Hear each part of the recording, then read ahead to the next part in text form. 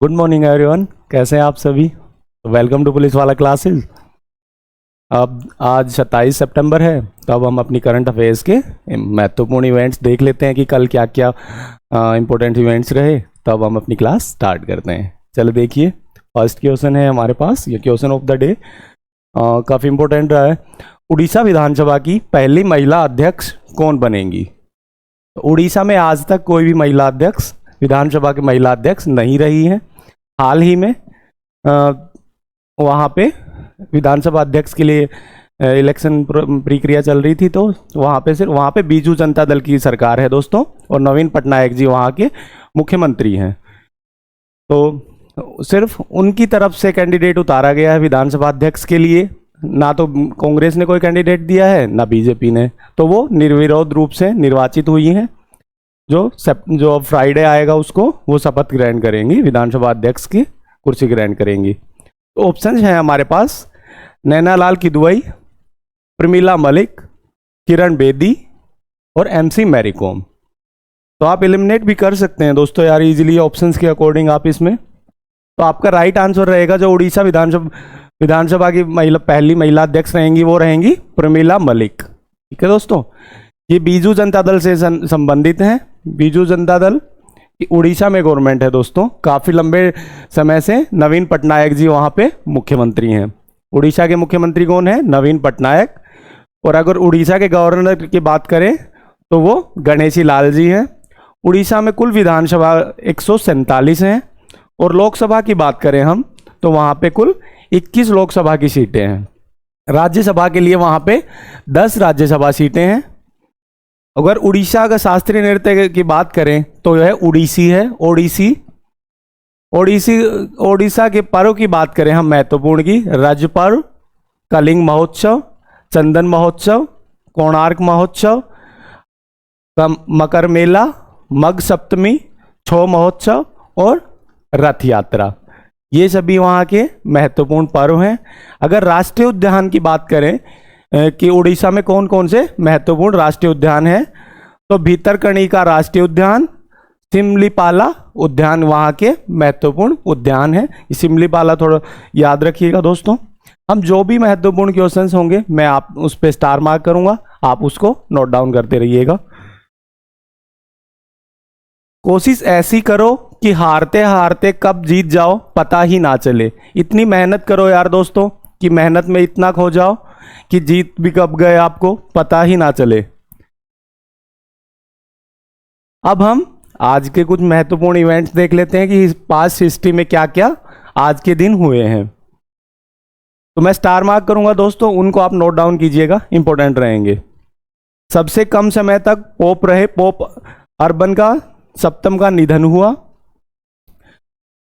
1290 में चीन के चिली की खाड़ी में भूकंप से करीब 1 लाख लोगों की मौत हो गई थी दोस्तों। जॉन एडम्स ने ग्रेट ब्रिटेन के साथ क्रांतिकारी युद्ध शांति शर्तों के साथ बातचीत की शुरुआत की। मैक्सिको को आज ही के दिन स्वतंत्रता मिली थी। दुनिया का पहला आधुनिक रेलवे स्टॉकटन और डार्लिंगटन रेलवे इंग्लैंड में खोला गया था। फर्स्ट रेलवे दोस्तों 1825 में आज ही के दिन शुरू हुआ था। महान वैज्ञानिक अल्बर्ट आइंस्टीन का E=mc², आप सभी ने सुना होगा E=mc² का फॉर्मूला। उनका यह सिद्धांत आज ही के दिन प्रकाशित हुआ था।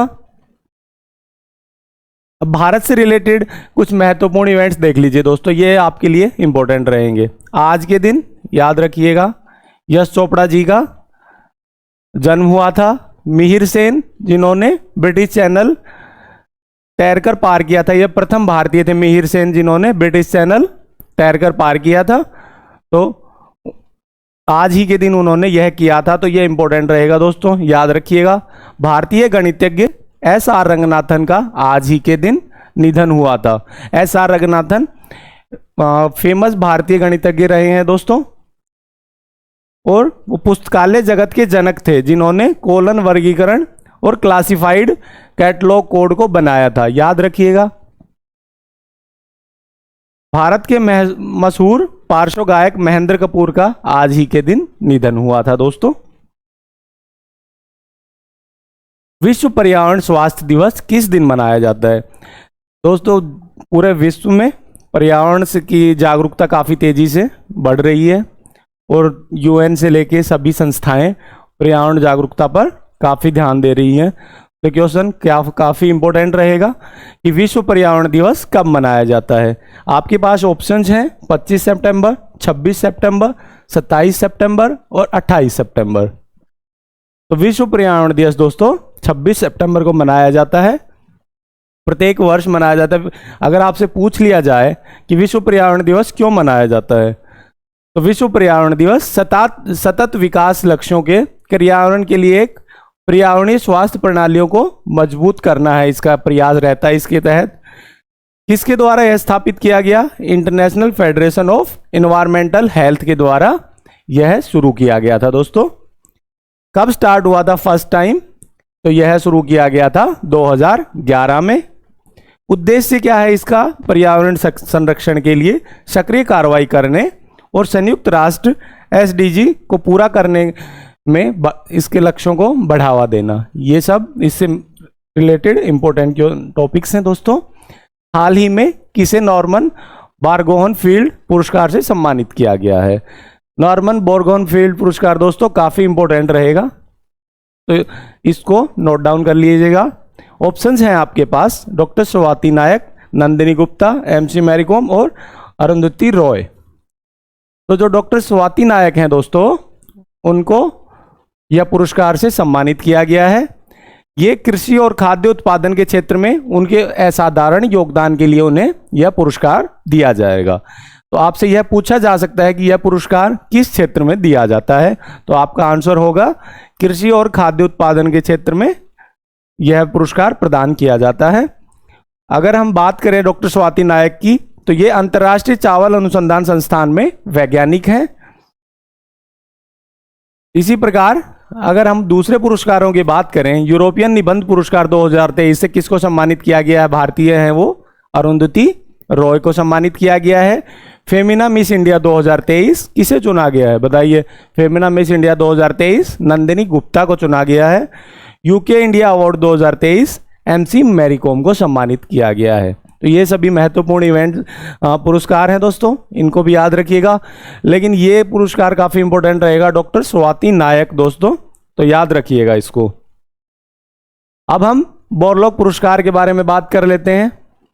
तो जो बोरलॉग पुरस्कार एक उर्वरक कंपनी कोरामंडल इंटरनेशनल के द्वारा प्रदान किया जाता है। आपसे पूछा जा सकता है बोरलॉग पुरस्कार कौन प्रदान करता है? तो ये कौन प्रदान करता है? कोरामंडल इंटरनेशनल एक उर्वरक कंपनी है, उसके द्वारा यह प्रदान किया जाता है। यह पुरस्कार भारतीय वैज्ञानिकों को उनके अनुसंधान, कृषि और पर्यावरण के क्षेत्र में दिए गए योगदान के लिए प्रदान किया जाता है। यह पुरस्कार 1972 में शुरू किया गया था। नोबेल पुरस्कार विजेता और हरित क्रांति के जनक नॉर्मन बोरलॉग के नाम पर यह पुरस्कार प्रदान किया जाता है।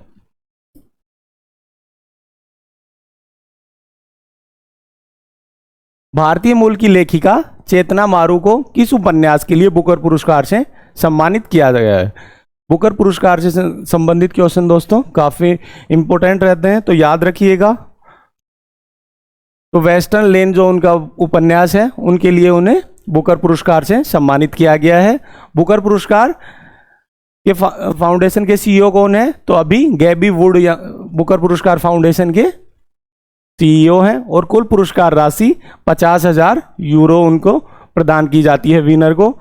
1997 में अरुंधति रॉय को the God of small things के लिए बुकर पुरस्कार से सम्मानित किया जा चुका है। यूनाइटेड किंगडम द्वारा यह पुरस्कार प्रदान किया जाता है। नवीनतम पुस्तकें और उनके लेखक देख लेते हैं दोस्तों। हाल ही में जो पुस्तकें प्रकाशित हुई हैं, तो ये है विक्ट्री सिटी, यह सलमान रुश्दी की पुस्तक है दोस्तों। ऑपरेशन गंगा तरुण पिथौड़े की है। Indian knowledge supremacy the new dawn doctor Ashwini Fernandes की पुस्तक है। Chief minister diary number 1 Hemant Biswa Sarma जो असम के मुख्यमंत्री है दोस्तों, उनकी पुस्तक है ये। अनजान साक्षी के अब्दुल गफ्फार की पुस्तक है। नेक्स्ट क्वेश्चन है मुख्यमंत्री कृषक मित्र योजना किस राज्य ने शुरू की है? ऑप्शंस हैं आपके पास महाराष्ट्र, मध्य प्रदेश, केरल और तमिलनाडु। तो जो मुख्यमंत्री कृषि मित्र योजना है दोस्तों, मध्य प्रदेश राज्य के द्वारा शुरू की गई है। इसका उद्देश्य क्या है? इसका उद्देश्य है फसल की सिंचाई के लिए किसानों को सुविधाएं प्रदान करना। इसमें 1,000 रुपये प्रति माह मानदेय प्रदान किया जाता है। अगर बात की जाए मध्य प्रदेश के मुख्यमंत्री की, तो शिवराज सिंह चौहान वहाँ के मुख्यमंत्री हैं। और मध्य प्रदेश से रिलेटेड अन्य मुख्य योजनाएं कौन कौन सी हैं? मुख्यमंत्री अन्न दुग्ध योजना, मुख्यमंत्री युवा कौशल विकास योजना, मुख्यमंत्री लाडली बहना योजना। मुख्यमंत्री लाडली बहना योजना दोस्तों काफ़ी इंपॉर्टेंट रहेगा, नोट डाउन कर लीजिएगा। यह मुख्यमंत्री शिवराज सिंह चौहान के द्वारा हाल ही में यह योजना लॉन्च की गई थी। मुख्यमंत्री स्वरोजगार योजना, ये मध्य प्रदेश की कुछ महत्वपूर्ण हाल ही में लॉन्च हुई योजनाएं हैं। इंडिया स्मार्ट सिटी कॉन्क्लेव 2023 का आयोजन कब किया जा रहा है? तो इंडिया स्मार्ट सिटी कॉन्क्लेव का आयोजन 26 से 27 सितंबर तक किया जा रहा है। इसका आयोजन इंदौर के ब्रिलियंट कन्वेंशन सेंटर में किया जाएगा। तो स्मार्ट शहरों की भागीदारी होगी इसमें। राष्ट्रपति द्रौपदी मुर्मू के द्वारा विजेताओं का सम्मान किया जाएगा। स्मार्ट सिटी मिशन के तहत केंद्रीय आवास और शहरी कार्य मंत्रालय द्वारा यह आयोजित किया जा रहा है। नेक्स्ट क्वेश्चन है, व्यायाम युद्ध अभ्यास 2023 भारत और किस देश के मध्य आयोजित किया जा रहा है? युद्ध अभ्यास सभी इंपॉर्टेंट है दोस्तों, और याद रखिएगा व्यायाम युद्ध अभ्यास भारत और अमेरिका के मध्य आयोजित किया जा रहा है। यह 25 सितंबर से 8 अक्टूबर के मध्य रहेगा। इसका स्थान अलास्का और अमेरिका में आयोजित किया जा रहा है युद्ध अभ्यास। यह इसका 19वां संस्करण है। अगर अन्य युद्धाभ्यासों की बात करें भारत के साथ दूसरे देशों की, तो भारत और जापान के मध्य जो युद्धाभ्यास है उसको धर्म गार्जियन के नाम से बुलाया जाता है। भारत और इंडोनेशिया के मध्य जो युद्धाभ्यास हुआ उसे समुद्र शक्ति, भारत और श्रीलंका के मध्य जो युद्धाभ्यास हुआ उसे मित्र शक्ति के नाम से बुलाया जाता है।